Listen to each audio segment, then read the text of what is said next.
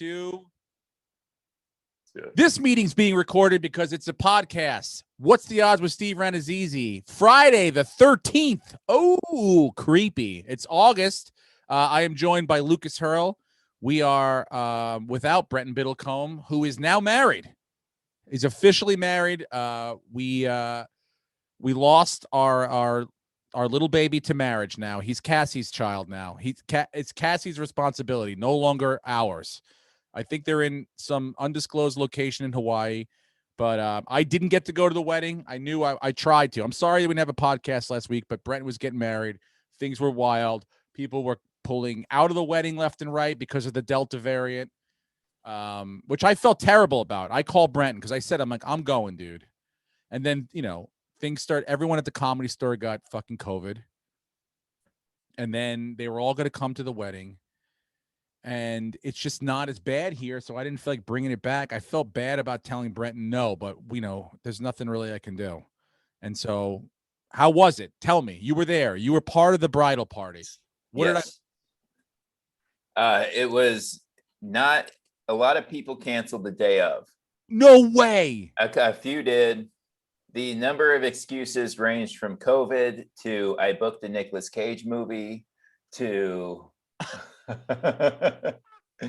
And these are all people texting him the day of, which I would never do. A couple people texted me as the best man, expecting me to grease the wheels. Yeah. I don't want you to name names, but I mean, these are assumed comedian friends that are. Yes. Yes. Somebody said they booked a Nicolas Cage movie. When did they book it? Saturday night? First of all, I don't think Nicolas Cage works on a Sunday. I don't think that's true at all. So, I mean, the fact that it could be a part that he's not in right now on the Sunday. I don't know many things that shoot on Sundays. So I'm going to call bullshit on that one. Well, Bertolina and I both did, but he said that he had to be in Atlanta a day early to quarantine because they're going to shoot. Yeah. Knowing the comedian, it's not. I think their scene's going to be mysteriously cut when the movie comes out. You know what I mean? Dude, people are great and comedians are great. And leaving friends not only is it awesome that you're not coming the day of, but then to text the person that's actually getting married, probably has a million things on their mind, and you're going to be like, but I know that it's important for you to know that I'm bailing last minute on you on your big day. God almighty. Oh my God. Fuck, dude. I feel bad for them. I really do. I'm sure, first of all, the bachelor party, because I know you kind of organized that, and I try to throw in a little bit extra, but let me talk to you about something here. I'll tell you the steakhouse. It was Boa Steakhouse in West Hollywood, a very nice steakhouse. I've eaten there before, but I got a little bone to pick with Boa. I wanted to, because I felt bad about not being able to be there. I wanted to send a gift to the table, a bottle of wine, a bottle of champagne. So we spoke earlier in the day, and all of a sudden I go, all right, I'm going to call up Boa and I call them up. They go, yeah, we can't put something on the credit card. I go, what do you mean? They go, yeah, we don't do that. I was like, well, I'm not there. How do I send? I can't send cash. How do I send the money to you? They go, well, we've had problems before with people just not paying, like the credit card doesn't go. I go, well, how about this? I'm like, run it right now. Run it like it's a gift card. And then just, later on, run the bottle over to the table. We can't do that. I go, this is nuts. I go, let me speak to a manager. Fucking 10 minutes later, some girl named Daphne, or I don't remember her name, gets on the phone. She's very lovely, felt terrible about my predicament. She goes, I know a lot of people have been calling, this is something you should be doing. This is I know you get burned once or twice, but first of all, the upcharge on these fucking bottles that they have at these fancy steakhouses is monumental. So if you get burned 1 out of every 8 bottles, you're still fucking making cash. So I told her, I go, I'm not going to burn you. This credit card is good. Run it right now. Sorry, I can't do it. Here's what I can do. I go, what can you do? She's like, I feel bad for you. I go, what are you going to do? Go over there and strip for them? Like, are you hot? Are you going to get over there and lap dance it up? What are you going to do? She goes, no, I'm going to send over a bottle of Prosecco. I go, that's okay, but that's not really what I wanted to have. I go, that's like the cheapest shit you have. I'm like, and I'm, how am I going to pay you? She goes, oh, it's on us. And I go, this sucks. This is not what I wanted. But I go, if you do send it over, make sure you tell the waiter to say it's from me and that congratulations on the wedding and that you're welcome for making all of your dreams come true. Now I don't, and she laughed at that. And I told her, I go, no, I'm serious. I'm like, that's the one favor you can definitely do for me is to make sure you let everyone know that I made all of Brenton's dreams come true. And so I don't know if she did that. I don't know if they did that.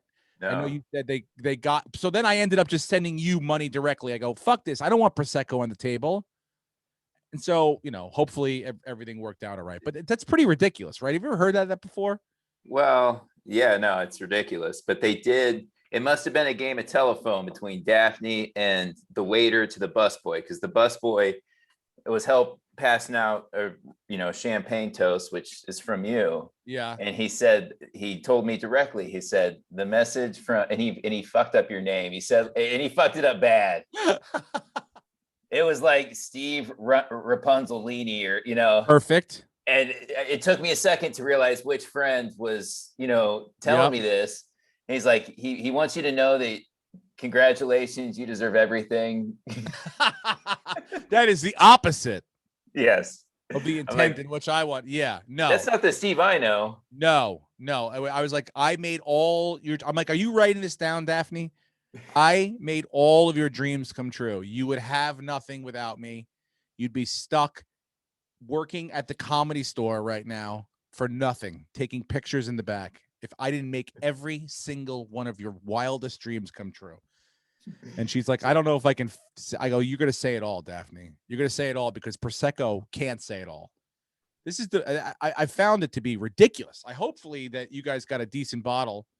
After. But between you and El Madrigal, who also contributed a couple bottles of wine, we were pretty liquored up. All right, good. I'm glad you had fun there. So now the wedding now.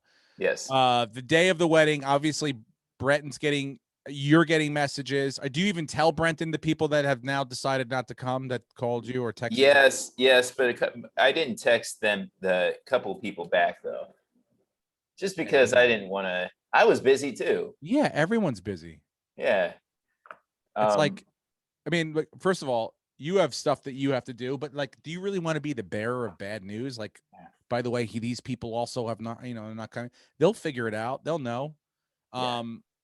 Did the wedding go off without as the weather was good, everything like that? The people that did show up seemed to be having fun and all that. Yeah. Nobody ruined it. I guess Mike Bertolina called me Jacob in the ceremony. Okay. Because I had the rings, and after he finished his whole spiel about rings, he said, "Jacob, will you bring him up?" And he knew right away, Jacob. He knew it was a biblical name.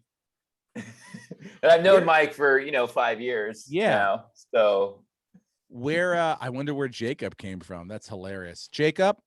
And so Mike did the ceremony, correct? Yes. Did a great job. I heard that. Well, I talked a little bit to Brenton, but I heard that he got roasted pretty bad by Cassie's sister. Am I correct? At the reception, apparently there was an applause break. Yeah. That's what I was told. Okay. Well, Cassie's sister really killed. So me and her, because she was the maid of honor, we both had to do speeches from their grandparents during the ceremony. And my speech was like 3 sentences. It's really easy. It's from Brenton's grandma. And her speech was from, their grandma. And it was like a couple pages long. And it referenced like old people having sex quite a bit. It was pretty, yeah. It was like just, keeping the flame alive and all this. And it's written by like an 85-year-old woman. Wow. Yeah. I thought, no, hold on. Let me make sure, because Brenton told me, let me make sure I got this fucking right. He got roasted a couple times, but. You missed her sister roasting me from her toast. She got an applause break, just murdering him. And I was like, we need audio on this. I go, we got to play this. This has to be the new opening theme song. Yes. I had my best man speech too. If you want to see it, a couple people recorded it. Oh yeah.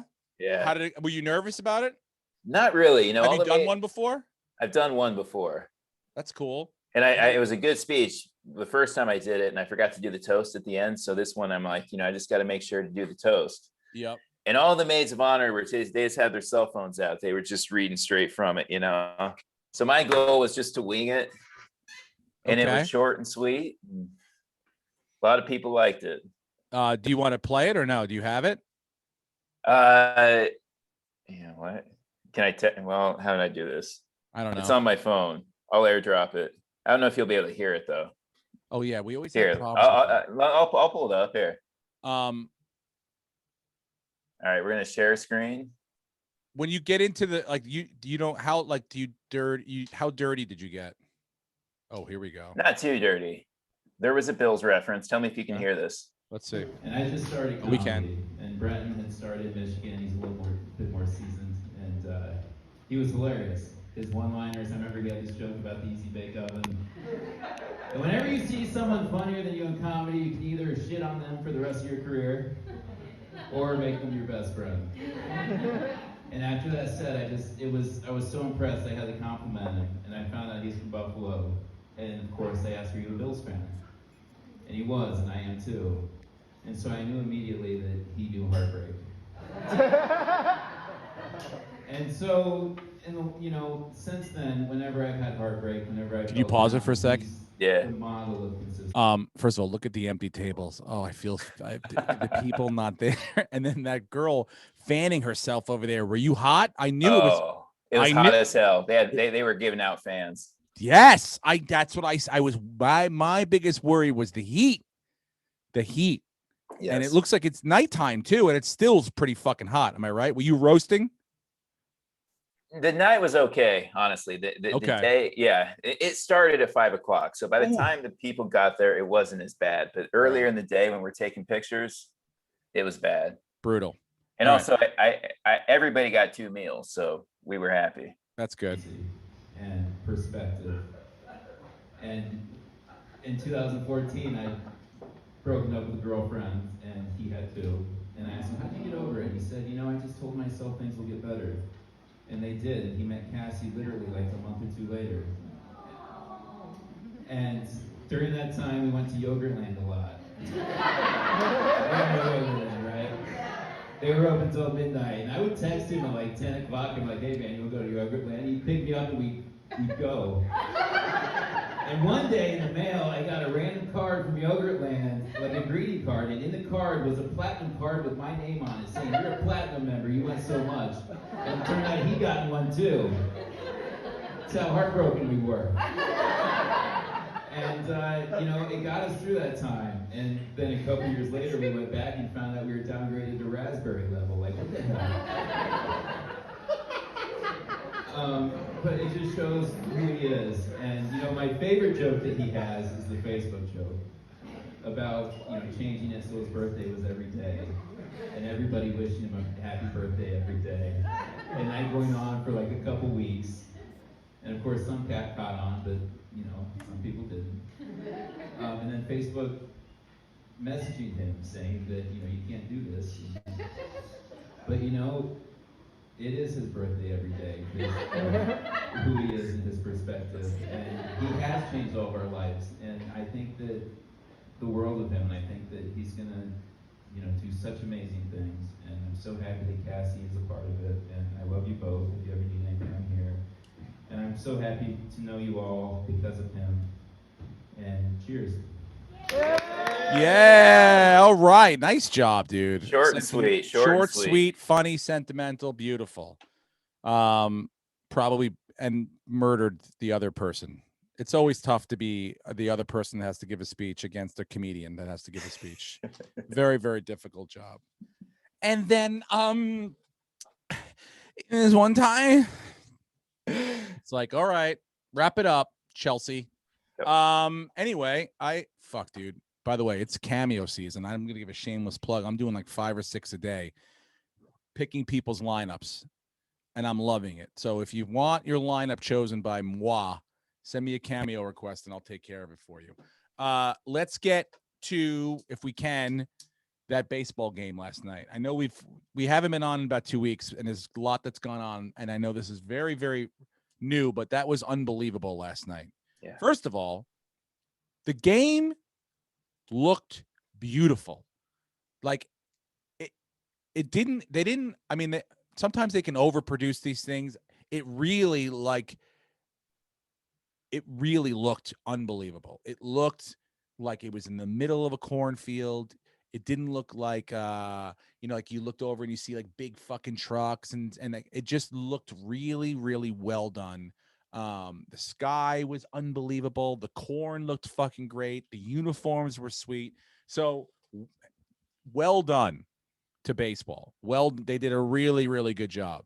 I hope they continue to do this every single year. I'm sure they will, because why not? Why wouldn't you?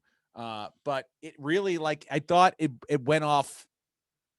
Like it was a great added thing to the baseball season. It didn't seem gimmicky. It didn't seem like, it could seem pretty cheesy. And even with Costner walking out of the fucking corn, yeah, the beginning was kind of like, it could have been cheesy, but it's like, I can see how people would think it might be cheesy, but I fucking loved it. And the players coming out of the corn, it was like fucking great. I loved it. And the game was fucking unbelievable as well. Probably one of the best baseball games I've watched in a long, long time. I will say this about the Yankees. Although we did not win, we have turned a corner in not giving up, in not assuming that it's over. And not, I mean, early April, May, down 3 runs, it was probably like, well, we'll get them again tomorrow, But now it's like they just continue to chip away. I went last Friday, a week ago, to the game against the Mariners with my son, and it was awesome because it went extra innings, and in the 11th, the Yankees went down 2 runs and came back and won in the bottom of the 11th. And it was awesome to see a walk-off with Jonah. He was like he had never seen one before. And then we went out to River Road, and everyone was hammered walking out, like, Friday night, midnight. And people were just like grabbing each other and high-fiving. And these 2 guys just went up, and one dude just lifted the other. They were both shirtless. They lifted the other guy up on his shoulders and started running him around the street. And Jonah realized at that point, he goes, they don't even know each other. I'm like, no, they don't, but they do now. They're very good friends now. I'm like, yeah, that's how it works, buddy. Walk-offs create friends. But this team does not give up. This team continues to persevere. They battle, and I like that. Now, that being said, the White Sox, this is my first real look this year at the White Sox. The White Sox have a really good team. I know that their record indicates that. Their pitching staff's good. They can mash the ball. Now, this field was built, I think, to kind of let the ball go out there. A lot of balls in the cornfield. It looks cool. But the White Sox can fucking move that baseball. And their bullpen, obviously Hendricks had a bad night last night, but that bullpen is scary. Truly scary. You got now Kimbrel in the 8th inning and Hendricks in the 9th, which you may want to reevaluate that going forward. Hendricks, I didn't realize it was a 6 blown save. So I don't know going forward if they're going to kind of adjust that a little bit. But that kid with the man bun that pitched in the 7th inning, Kopolchik, whatever that guy's name is, that guy was lights out too. I mean, a lot of guys that throw heavy, heavy heat in that bullpen, and they're going to be a team that's going to be tough to beat. Now, I did anyone see what happened with Tony La Russa? Did he go to the game? Did he not travel with the team? Was he there? I didn't see him. I didn't see him either. Anytime I saw a pitching change, it was always the pitching coach that came in. Both him and Carlos Rodon weren't there. Is that a COVID thing, you think, or I don't know? I mean, it's got to be. What would be the reason that they would miss that? Oh no, he's going to the funeral of his brother-in-law, so it wasn't planned. I wonder if he's gonna get hammered there too and drive home. Guys, not cool. No, I mean, they're a team. Like, have you been watching them? Have you been clocking them, or is this? I watch every White Sox game that I can because I have that YouTube TV, so I get the regional channels because I set it up when I was in Iowa, so I get every White Sox game, and I'll just have it on as background noise when I'm They seem pretty legit, man. They seem like the bullpen is solid. The start. I mean, Lance Lynn still can fucking throw the ball. Yeah. And I mean, they have some fucking. Who's the guy that hit the home run that barely wears a shirt? His shirt was wide open. So wait, not the number 4 hitter. You're not. You're thinking of Abreu. Yeah. Well, no. Yeah. Was it Abreu? I don't think it was Abreu. I mean, his shirt's barely open. They all button the bottom 2 buttons and that's it. There's gold chains and fucking chest hanging out the rest of it. Yeah, no, they mashed and then I knew as soon as Brenton walked that guy in the ninth inning, I go, oh, and he knew it too. He said, fuck, as I was like, oh, this is gonna be tough. This is a recipe for disaster. And the next pitch, Tim Anderson fucking throws it over the right field board. It's like, come on, give me a fucking break. I knew Stanton was going yard too, though. Dude. Like, that was a first pitch. And he's lucky because he didn't even run. He just stood there basically and he did almost the golf thing where it's like when you hit a good shot and you do that, you could see when a golfer hits a good shot, when their eyes dart up and down, it means they're looking at the ball and they're looking at the flag. They're like right on top of each other. And so he was doing that, looking at the wall, looking at the ball, looking at the wall, looking at the ball. And that ball barely got out, but it got out. And I was like, oh, this team is destined. And then destined to fucking shit the bed in the ninth inning. I talked to a couple people that went to the game. And like you said, with the shorter fences.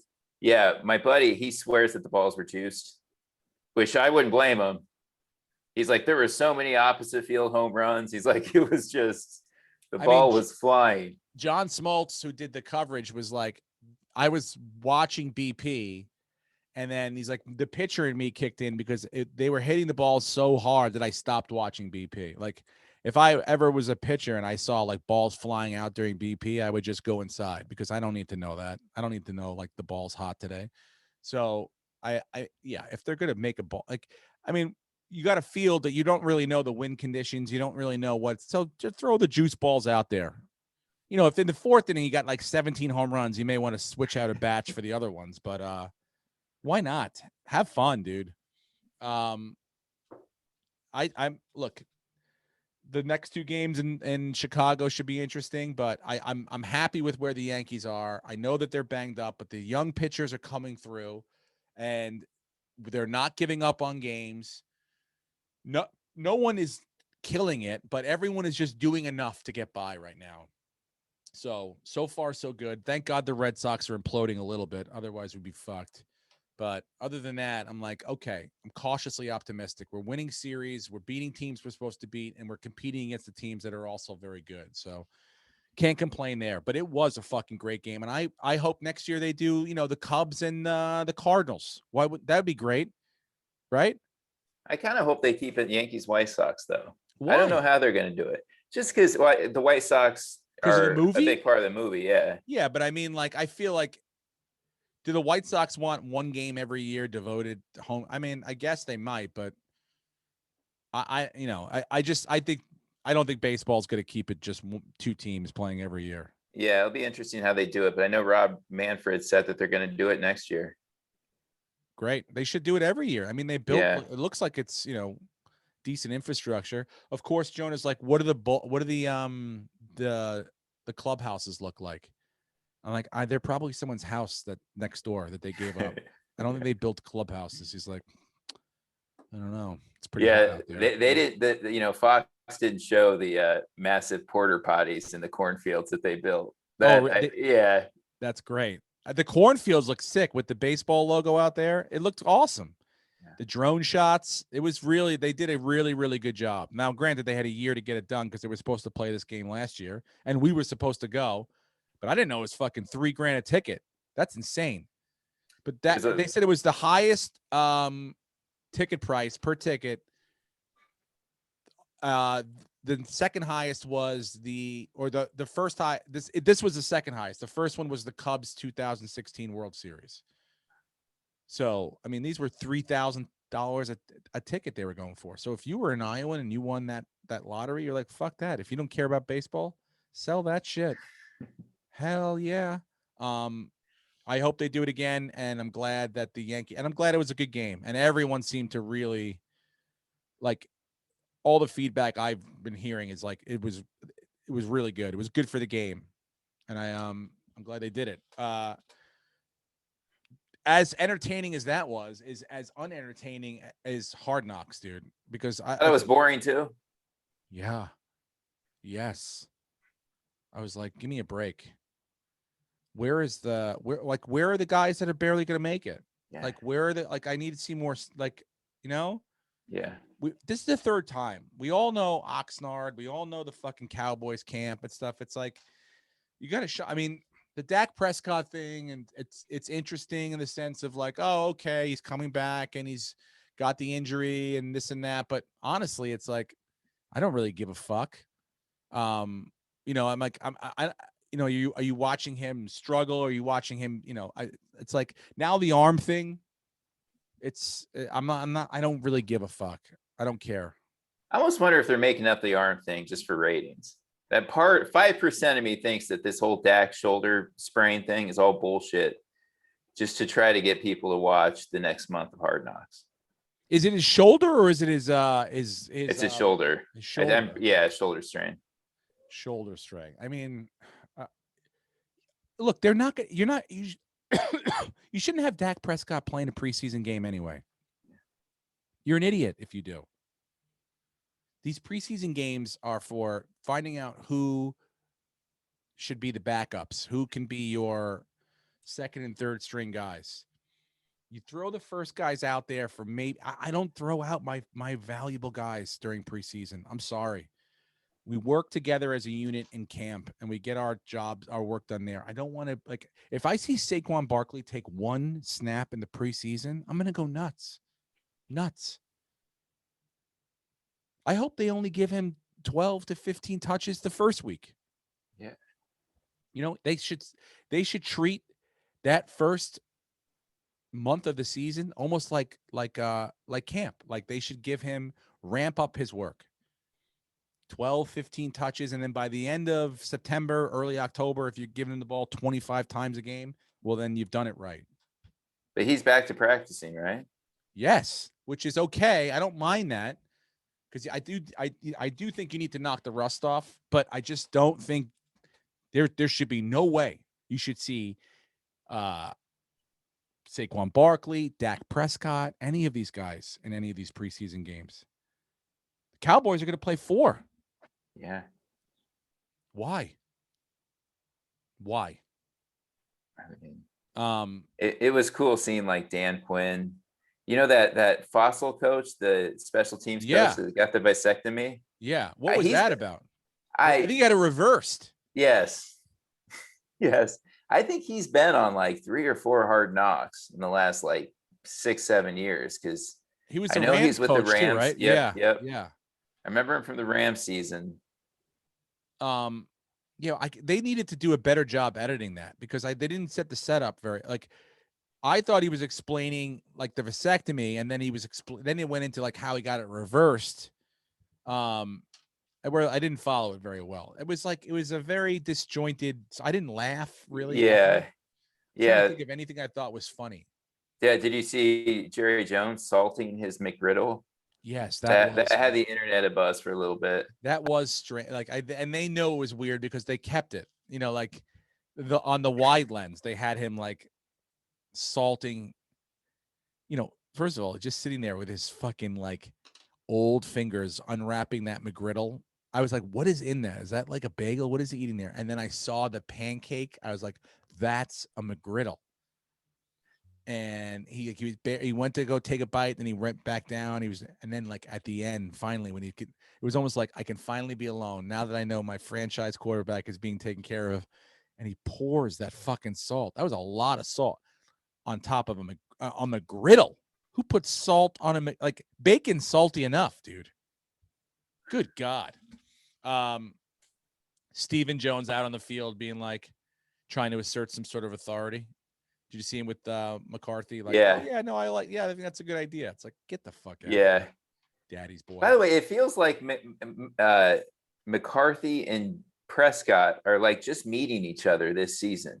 Yeah. You know what I mean? Like their relationship seems very like you're a stranger, which I guess it is. He barely played last year. Yeah, and he probably wasn't around that much. But yeah, it's like what was that one dig? He's like, doesn't this look like, don't you wish you were in there? And he's like, oh, I do wish I was in there. He's like, oh, I'm just kidding with you. It's like, what are you, a fucking idiot, McCarthy?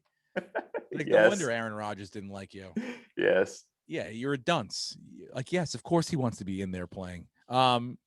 It's like zero personality. Jerry Jones is going to drive him getting emotional. It's like, who gives a shit? I'll do anything to have this team win. I'll do anything known to man. Would you murder someone, Jerry? Would you kill someone? You kill a man? Do it, Jerry. Do it. Kill someone. Yeah, they're going to have to they have to get back to what makes it interesting is the cuts and on the people on the bubble and people that you're like, is this guy going to make it? I don't want to sit there and watch Ezekiel Elliott give his rich friends trading fucking glamorous gifts. You know how much that backpack is? I mean, that the bag that he got him? His present? Yeah. What, $3,000? More, way more. I think for it's luggage? like 10 or 15 grand, dude. For a suitcase? I'm not joking. Jesus. I think it's like 10 to 15 grand. So yeah, that's what I'm saying. That's their in this year. Rich people giving each other gifts and Jerry Jones crying. That's what we witnessed the fucking first week. So, and the potty mouth of Dan Quinn. Other than that, I'm like, I guess the linebacker's mom's interesting. She's fun in the stand. Yeah, Micah Parsons, and he seems like a fucking a really good defensive player that's going to be up Daniel Jones's ass for the next couple years. Who knows? Well, if you remember during the draft, he was the one with character concerns, and he got taken by the Cowboys. So it's like the perfect fit. Perfect. I wanted him. He was the Penn State linebacker, right? Yep. Yeah. Yeah, no, that was like kind of boring and uninteresting. Aaron Rodgers reporting and getting over it. I'm happy with that. Oh, we didn't do your congratulations on your franchise quarterback. Thank you. Dude, big time right there. Didn't overpay. Paid what you had to pay. Well, you didn't, because you paid the most you had to pay. Like you had to pay everything. You paid the highest, so it's like kind of you didn't overpay. You just paid over everybody else and you had to. That's what it is now. It's like I didn't pay before Lamar Jackson and Baker Mayfield, which is important. Yeah, I don't think Baker Mayfield gets nearly as much, or I think he doesn't get as much guaranteed unless something happens this year and he wins the Super Bowl. But Lamar Jackson's going to get that money too, probably, unless he's out half the year with COVID, because he's not taking the shot. So he could miss some games there. But I think the Bills played it right. You got to lock him down. That's, he's obviously proven that he's going to be your guy for the next, 10, 15 years, hopefully.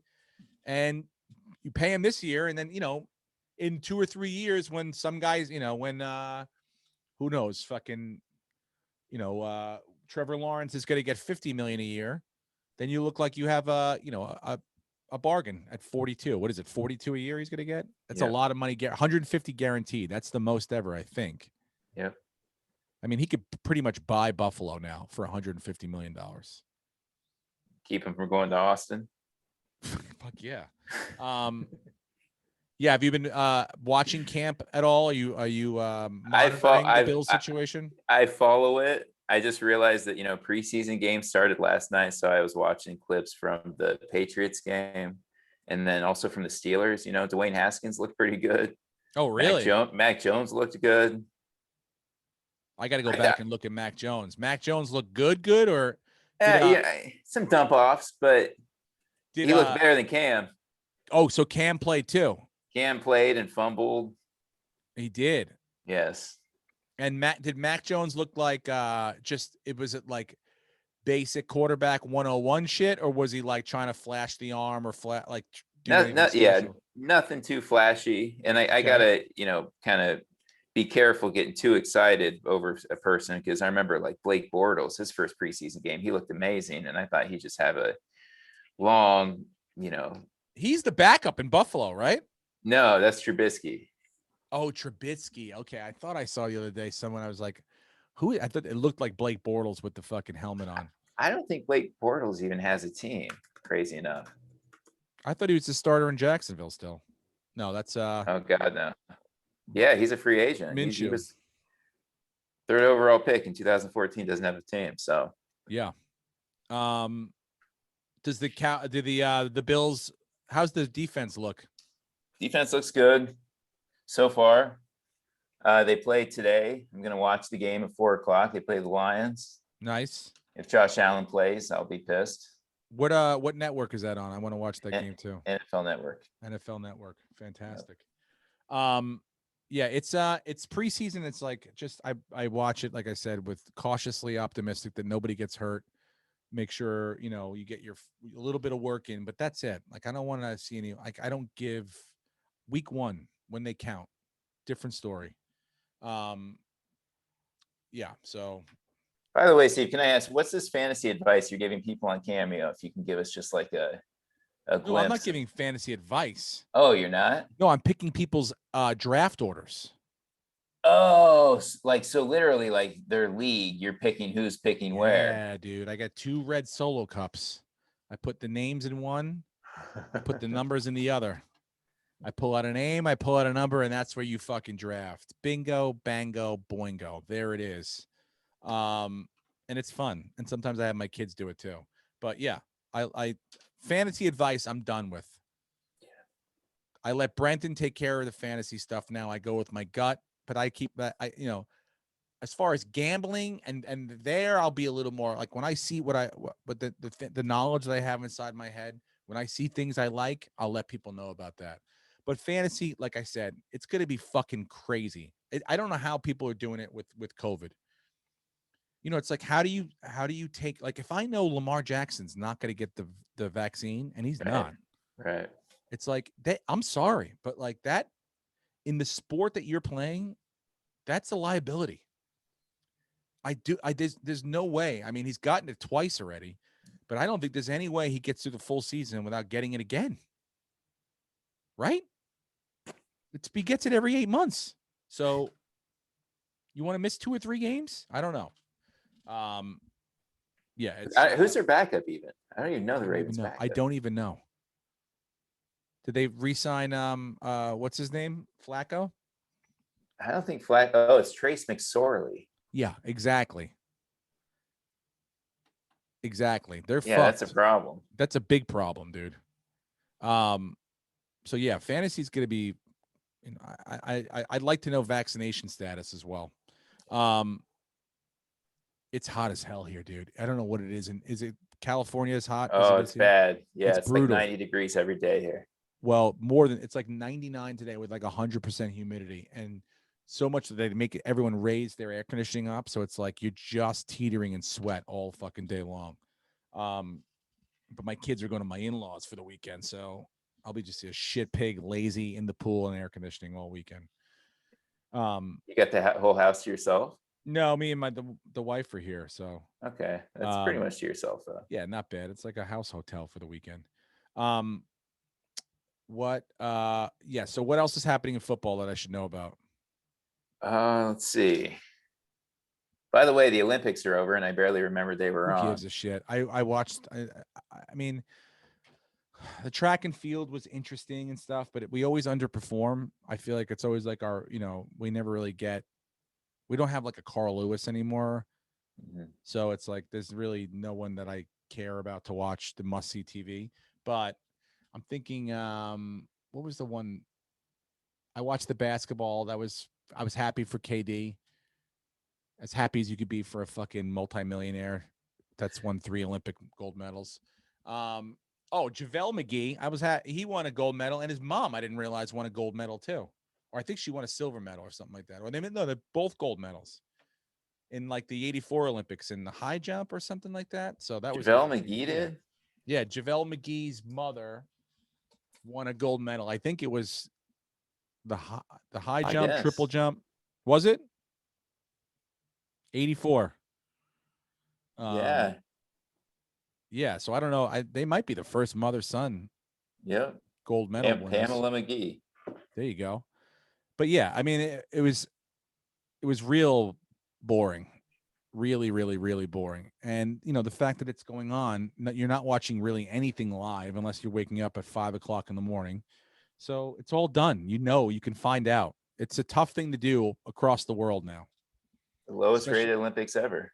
Yeah, it's I'm excited for. Well, baseball was fun to watch. The Tanaka pitched for Japan against USA in the gold medal game, and they were saying that was the biggest game he'd ever pitched in his life. Which, I mean, he's pitched in, I think, a World Series game, many playoff games for the Yankees, but I guess to win the gold medal in your home country, to be able to do that, it was a big deal. And I was happy for him. Not happy that he beat America, but happy that he fucking pitched well and they won the gold medal. So, but other than that, I was like, this is boring. This is not like, I don't really give a shit anymore about this at all. At all. I might later on when it's back on normal schedule, but like seeing the 2020 sign threw me off. It was all stupid. It's all a cash grab, dude. It's a big time fucking cash grab, right? Get that money and get out the fucking door. What else? Basketball. You were saying, what's his name? Kawhi Leonard re-signed with the Clippers. Yep, I think it's 4 years, 176 million. Get the numbers right. I think that's what it is, though. And hear me right now. Yeah, he will not win a title in the next 4 years. Because of the Clippers or because of him? Because of both of. I think he is past his prime. Mm-hmm. I think they're going to pay for a year or two and then regret the last 2 years. And to me, and I know the Toronto championship proves me wrong, but I just don't think Kawhi Leonard is a guy you can build a team around anymore. He is a great piece, but he is not the piece.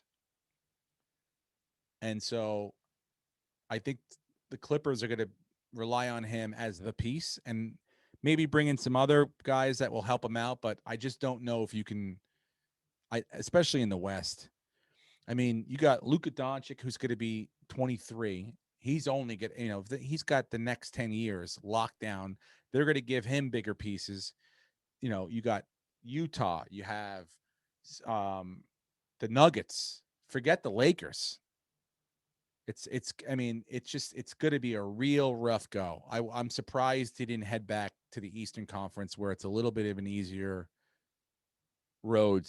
Even though you got Brooklyn and, the Bucks are the champions, the defending champions, but still, it's like they don't have a monster squad. So a little surprised, but I mean, get your money, dude. Go get it. He's happy, I'm sure. He grew up in LA, right? So that's right. Where he. And is Paul George locked up there for a while? I think so. He signed a big extension with OKC. Oh, so yeah, they had him under. Okay. Yeah. Speaking of which, let's talk about Omar Vizquel for a second. One of the greatest defensive players in the history of Major League Baseball. One of the best shortstops, infielders, magic hands, great arm, but he's going to need a very good defensive legal team because apparently he is being brought up on charges of molesting. If I got this right, is it a 14-year-old autistic boy? Bat boy. Yeah. A bat boy. Yes. Can you pull this article up? Is there a? Yep. So I got it right here. Just get some of these facts straight before I.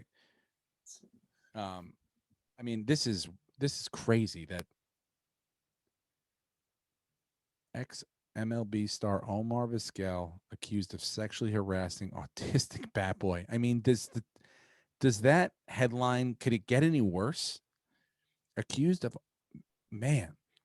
The man claims Vizquel targeted him for sexual harassment because of his disability. He also considered Vizquel a friend and told him he had autism during the 2019 season. In 2019, the man claims Vizquel told him he was homosexual, telling him in the dugout, "I just want you to know that I'm gay and that I like guys." The man let Vizquel know he wasn't interested, but the Barons manager proceeded to pay far more attention to the bat boy than his 4 other counterparts. Now, look, I mean, he came out of the closet, and that's brave. I don't remember Omar Vizquel. I don't know. I mean, I didn't really know of his sexuality beforehand, but has he lost his job? I mean, I didn't go on. He has not lost his job. He is still the bat boy. Is the bat boy still a bat boy for the team? I mean, he's 25 now, so I kind of hope not. He's a because bat if man. we can do a season of Hard Knocks on this team, this is interesting. This would be better than I don't give a shit about Jerry Jones and Dak Prescott's fucking twisted ankle. Show me Omar Vizquel and his ongoing tumultuous relationship with the autistic bat boy. How is the bat boy dealing with it? How's the team dealing with it? All right, so Vizquel was fired after his 1 season as the Barons manager. Oh, God. So he's coaching in the Mexican Baseball League, and he was let go last week after 2 seasons. Now, I wonder if this had anything to do with him molesting Mexican bat boys down there. I hope that this hasn't been a pattern. I hope maybe this was just a one-time thing. Now, look, I also did this autistic boy. Is he still did he file a complaint with? Is he bringing up he's bringing up charges? This isn't just like this happened to me. This is actually going to be taken to. Wow. I mean, he's accusing Vizquel of also violating the Americans with Disabilities Act. Yeah, well, I would say so. Yes, I would say so. But I really wish that this all played out on reality. Like Hard Knocks needs to cover this.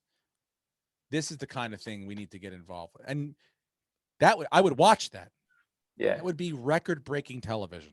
Yeah, I was a 12-year-old kid. I went to an Indians at the time and Twins baseball game. It's the first game after the All-Star break. And I was in line. You know how the players will, during warm-up, they'll go sign autographs.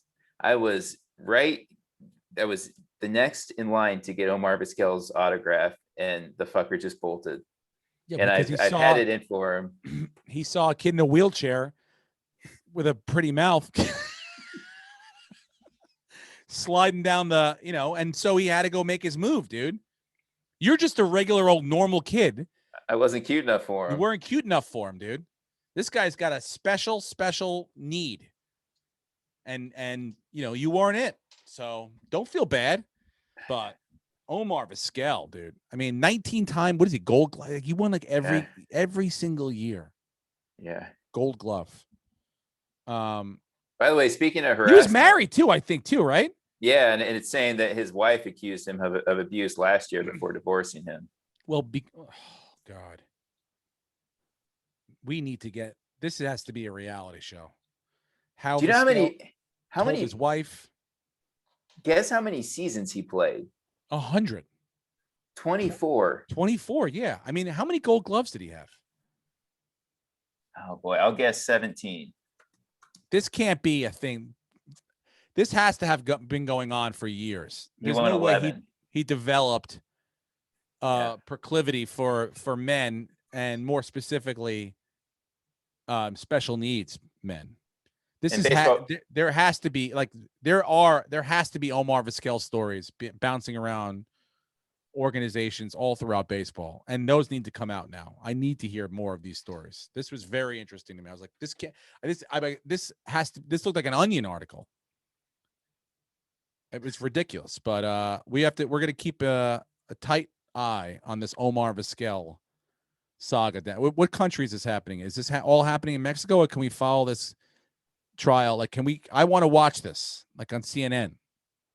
I want this to be like the OJ thing. I want to know what's going on. By the way, Brenton's Bachelor present to me is actually, I'm going to grab it real quick. All right. Yeah, go for it. Yeah.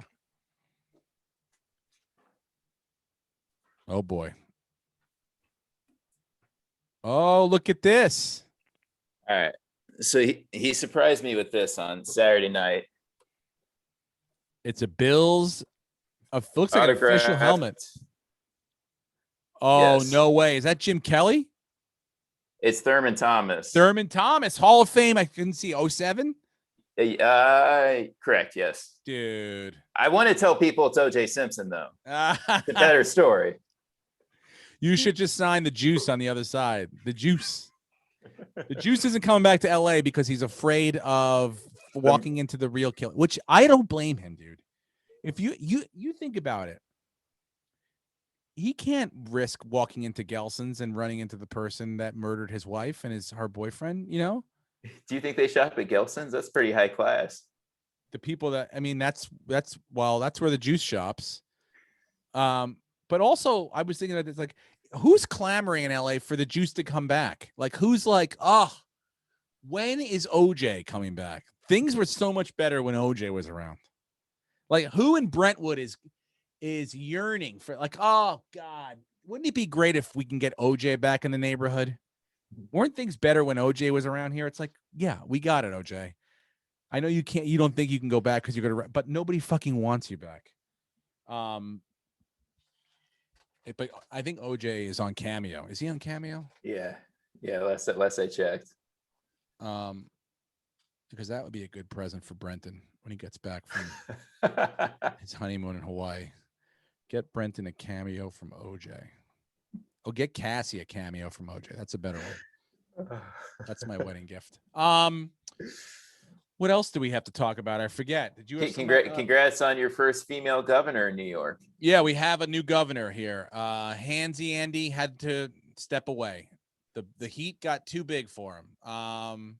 Is that what all you Italian people do too? Is the whole effect? I mean, that was a very good excuse. Here's how I can prove that part of what you said is racist, and part of what you said is absolutely correct. My wife, who is always believe all women, always is very much like, I don't know. Like, he reminds me of my uncle. Like, he's a passionate person. And so I think I think there's an Italian thing. But also, you know, like, like he probably gets physical with a lot of people that he shouldn't, but also like he probably wants to fuck puss and, you know, stuck his hand up a couple people's shirts and figured out, you know, that's not the best way to go about life. And now, much like Elliot Spitzer, much like Anthony Weiner, another Democrat. Yeah, governor. Yeah, fucking gone. And so we now have a lady, and I don't even know. She takes over in 2 weeks. Like, by the way, he's like, oh, he gave us 2 week notice. I was like, I don't like, don't you just resign? Like, it's over. Like, Nixon wasn't like, look, I'm going to stick around for another 2 more weeks. It's like, you know, you're done, guy. It's over. You got to go. But he'll be around for another 2 more weeks, and then and I don't even know what happens after that. I'm just getting my feet wet back here on the East Coast. Who knows? I may run for governor. Well, you can run in California too. We got a recall next month. Yeah, is it next month? I keep getting these fucking text messages. September 13th. Gavin Newsom's people are texting me every day, left and right. They seem real nervous about this. They are. Are they? They are. Oh, they're very worried.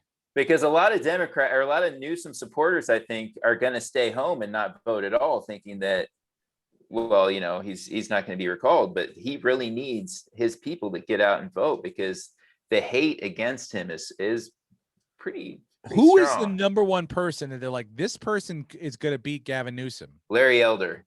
He's a black Republican. He's on Fox News every night. He's very entertaining. Oh, I was hoping you were to say it's Cox, the guy with the bear in his ads. No, I wish. Running? He's in it.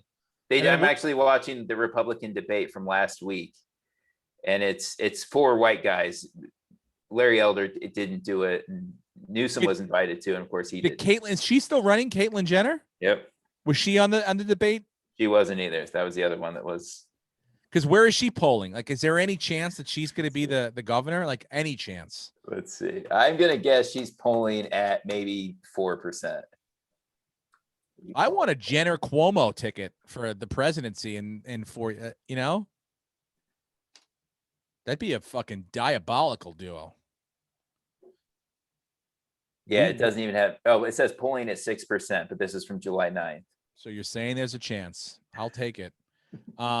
Yeah, I don't know what's going to happen here. I think we have an election, or I think it's next year. I'm not sure. I don't know what the cycle is in New York, but it's he finally everyone wanted him to, but Everyone wanted him to. Once Biden was like, you got to go, it's like, give me a break. But only Democrats do that to each other. Only Democrats. Republicans, they're like, nope. They're like, we're good. We'll suss this out on our own. The guy in Florida, flying fucking underage kids up to Florida, Trump, they're good. None of them are going to step down. I love it. I love it. I love it. Yeah, we have a new governor. It's a lady. Congratulations to her. And then when your vote is next month, maybe you guys will have a new governor too. Yep. We'll see. Do you have any dates? Oh, I want to plug a date if I can. I'm going to be in Northern California. Speaking of Sacramento, just about an hour outside of Sacramento at the Hard Rock Casino. I don't remember the name. It's in Wheatland, California. September 2nd, which happens to be my 15-year anniversary as well. So the 15th, the 2nd of September, get your tickets, one show. And tickets are at steverenazizi.com. And also in mid-September, I'm going to Milwaukee to the brand new Improv. That's in the middle of September. That's let me pull up my calendar. That's the 15th, I think. Yeah, 16, 17, 18, Milwaukee, Wisconsin. The Packers are not in town that weekend. Otherwise, I would have stuck around and tried to catch that game. But get your tickets, steverenazizi.com for that as well. Do you have any dates? Yeah, actually, Biddlecombe and yeah. I will both be with Paulie Shore in Ohio. We're doing a weekend out there. I think it's October 14th through the 16th. We're gonna be in Cincinnati, Cleveland, and Toledo. Shit, one-nighters or the weekend? I think just one-nighters in each place. Who'd you say you? Paulie and you and who? And Brenton, baby Biddlecombe. Fuck yeah, getting the crew back together. That's cool. Yeah.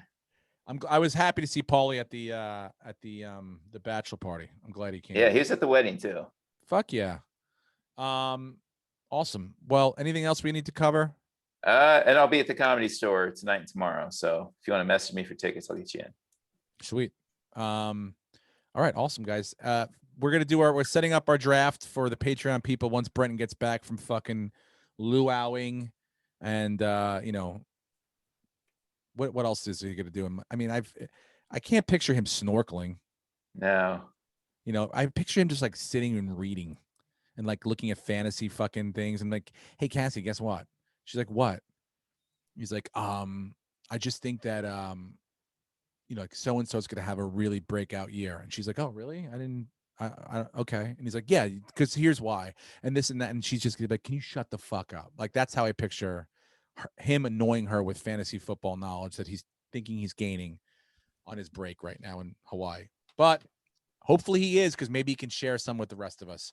That's the podcast for this week, ladies and gentlemen. Thank you very much for listening. Please tell other people to rate, listen, subscribe, to like, to join our Patreon page. And again, we will be doing our Patreon fantasy football draft very, very soon. If you'd like me to do your fantasy football draft order, hit me up on Cameo. I'll take care of that for you. And that's it, guys. Have a great week. And because Brenton's not here, I'm just going to say it for him. Go Bills. Go Bills. Go Bills.